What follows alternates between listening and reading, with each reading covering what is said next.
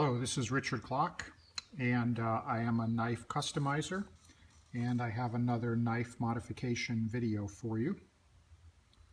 This time we are taking a look at a Chris Reeve Ti-Lock, and this is a Ti-Lock that I purchased secondhand, and I decided to modify it for a couple of reasons. One reason is the handle had several scratches on it when I received it, and so I wanted to get rid of the scratches.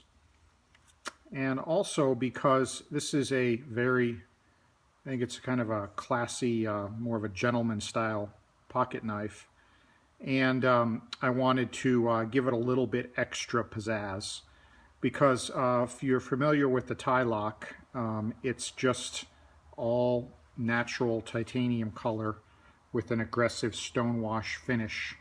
That's the way it comes from Chris Reeve. So wanted to give it a little bit of extra flair. So I'll talk about what I did. So the first thing that I did was I anodized both scales blue. I did that for a couple of reasons. One is I knew I was going to remove the blue from the flats here, but I wanted to leave the blue inside the logos. So you'll notice that it's blue inside the Chris Reeve, the CR logo there. And then it's blue inside the Idaho Made engraving. And then I also wanted to leave the blue inside the cutaways. So I'm not sure if you can see it, but inside the cutouts is blue. And that's because when you put it in the tumbler, the stones can't get inside those little holes. They can't get inside this little recessed area. It also leaves a little bit of blue in the track on the front here because the stones don't quite get in there, and I think that looks sharp as well. I could have removed that little leftover blue if I wanted to. Wouldn't have been very hard, but I decided to go ahead and leave it that way. I thought that it looked nice. And then so I anodized both scales blue, and then I threw the scales into the tumbler for about 1 hour, took it out of the tumbler, and then anodized. There was a little bit of blue left, but I anodized it bronze, a medium bronze. Then I threw it in the tumbler for another hour, and then anodized it again, a bronze. Then I threw it in the tumbler for another hour, and the reason it was about 3 hours of tumbling is the goal was to remove almost all the blue from the flats. I really just wanted to leave the blue in the logo and recessed holes here. And then the final ano was a lighter bronze, so a very light bronze, which fills in the speckles there with the lighter color bronze. And then to top it off, I did the pocket clip in blue. That little circle right there is steel, so that doesn't anodize. And I just left it natural color and did the pocket clip in blue. I've been carrying it this weekend, so I already got a little bit of a scratch on the blue, but no big deal. And so I think that the blue looks really nice. This if you're familiar with the model, this titanium lock here is normally blue, so it comes that way, which is one of the reasons why I wanted to add a little bit of blue to the handles to carry over from the spring, the titanium spring lock here, over to the handles. And then this little titanium catch, this little catch, brass colored catch right here, that's a brass color normally.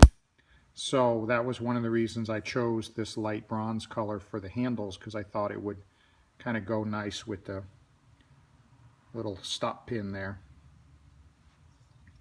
So for those not familiar with this model, it uses a unique closing mechanism here with this titanium spring and then this little stop pin here. And so the best way I found to open it is you put your thumb on here and then you push and lock it in like that.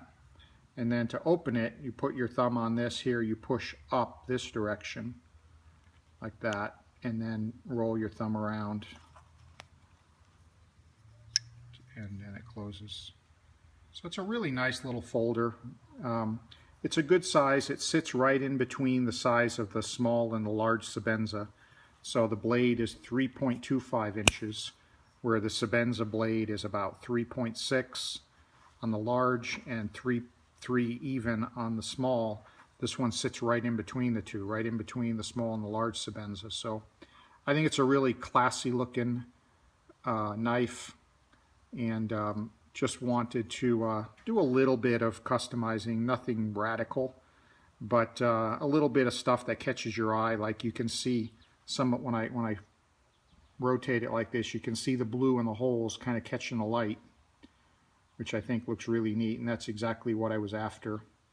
And then the engravings in blue really makes them stand out, whereas normally the whole thing's just standard titanium color. So that is the Chris Reeve Ti-Lock.